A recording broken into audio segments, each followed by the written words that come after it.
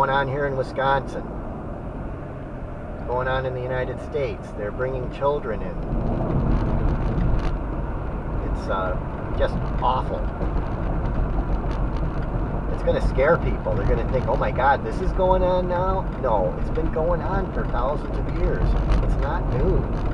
This is not new. What they're going to find, they're going to think, oh my God, what are they going to descend to now? This was going on in the 1200s in the church. St. Francis, I think, might have put an end to it for a while. He complained about it, but they went back to it.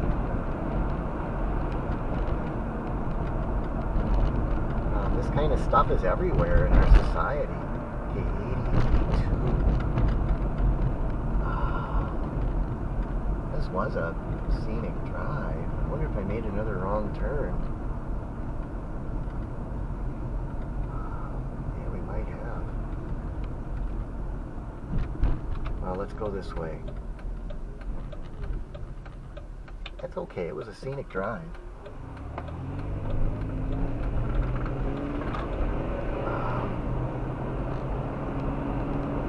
Get to 33, we might have made a wrong drive turn. Let's see what we got up here. That's okay, it's still scenic drive. Here's 33. Junction of 33.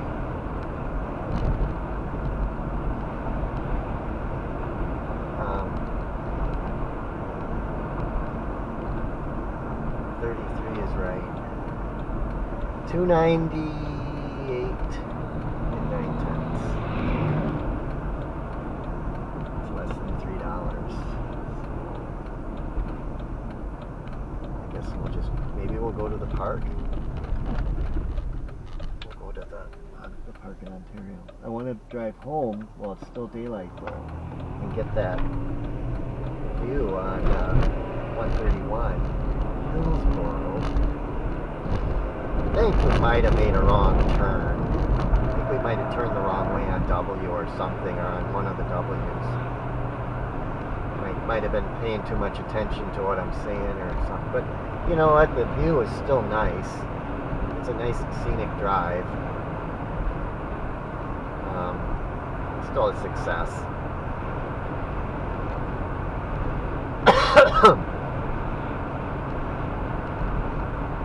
Probably my last, maybe the last, well, we're going to go on Saturday. We're going to go to an event. But it's, that trip's going to be mostly for that event.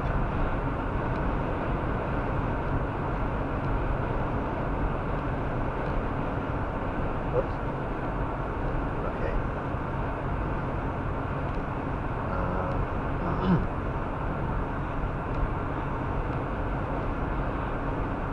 I think I forgot to take F or something. I didn't see it, but if you go back on the dash cam footage, you'll see where I went. But it's still a nice drive. That'll be done now. It's a nice drive. That was a scenic drive through there.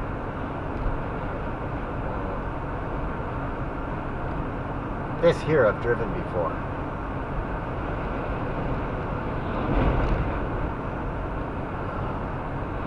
The world is heading for better times, but it's going to be gradual. Right now we're in the step back period, and it'll last 1 or 2 more years.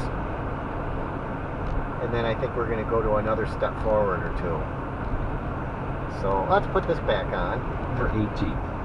Tickets are at heidercenter.org. 90.3 WHLA La Crosse, the Ideas Network, Wisconsin Public Radio.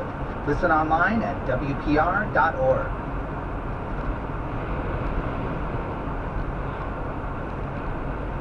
I'm Marco Werman. It's the world. A day after the Israeli army took over the largest hospital in Gaza City, soldiers began a search for evidence of Hamas activity in and under the Al-Shifa compound. A shortage of fuel in Gaza has led to the shutdown of all internet and networks, the main Palestinian telecom provider said today. And as the territory is effectively cut off from the rest of the world, paper leaflets floated down from the sky in southern Gaza, landing in the eastern parts of Khan Yunis. That is the second largest city of Gaza and is away from the main Israeli offensive in the north. When Palestinians picked up those pamphlets, they learned Israel's military wants them to evacuate. Some of them had just moved there from the north. Israel told them to evacuate south from there. Where do they go that's safe? When can they come back? That's practically unknowable right now.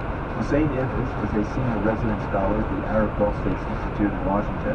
He's in Abu Dhabi at the moment where we reached him today to better understand this dilemma in southern Gaza. The world will be a whole different world in 2 years. Consideration that many we'll look back on this and say, yeah, I remember that. Where are they supposed to go next?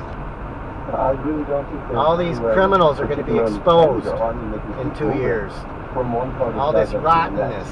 But it's exhausting, dangerous. Right now they're having their good time, but they're going to be exposed.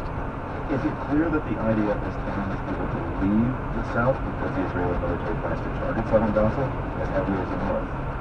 It's not clear, but that's the implication. It is likely that eventually well, it's not coming in real good. Decided to seize control of all the major urban areas of Gaza. That's going to include Khan Yunis and ultimately to the extreme south of Gaza, Rafah. So if Israel is determined to destroy Hamas, is that, in your view, a realistic goal without removing civilians?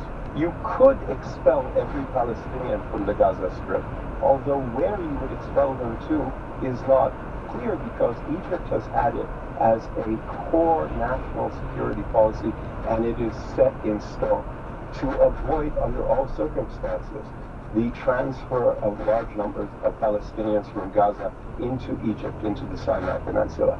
And they're not going to change that policy for anyone. In addition, destroying Hamas is not an achievable goal. Hamas is not a list of individuals or equipment and infrastructure. Hamas is a brand name. Hamas is a concept. So, for example, the so-called political leadership of Hamas is in Doha, the political bureau. In Qatar, yeah. In Qatar, yeah. Lots of the most famous Hamas figures, they're really the diplomatic arm of Hamas. They're not the leadership anymore, but they are significant people. People like Khalid Mashal and Ismail Haniyeh and Musa Marzouk are in Qatar. And Qatar hasn't changed its policies one bit after October 7th.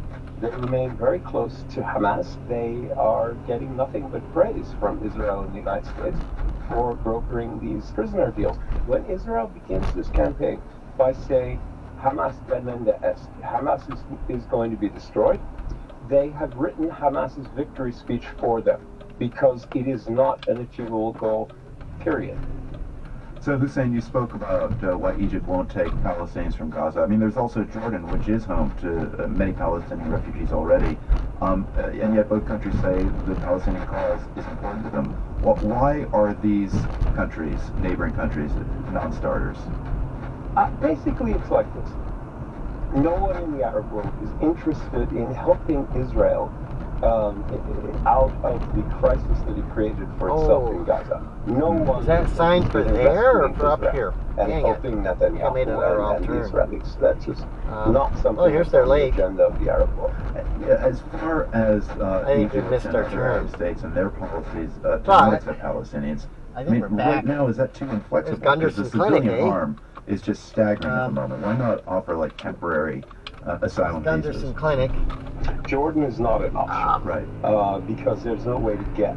So we're just talking about Egypt, and the answer is that the Egyptians regard this as a national security. We're going to have to go back, and they're not going to budge because Israel has decided to force the Palestinians to keep moving and moving and moving. If Israel is going to massacre these people, that's on them. The Egyptians are not going to step in. They're not going to do it. They just won't. And it's cold-hearted in a way, but it's also rational. It's not 61 degrees to do this. Do you see any creative or hopeful answers to the question of where Palestinian civilians will go right now? No, but it wouldn't be that hard. Is this the road we turn on, or establish safe zones for I don't know if this is the road we turn on. It wouldn't be that hard. See, the sign says the UN it's here, but agency that it's cares not here. for It's the refugees, next road. for example,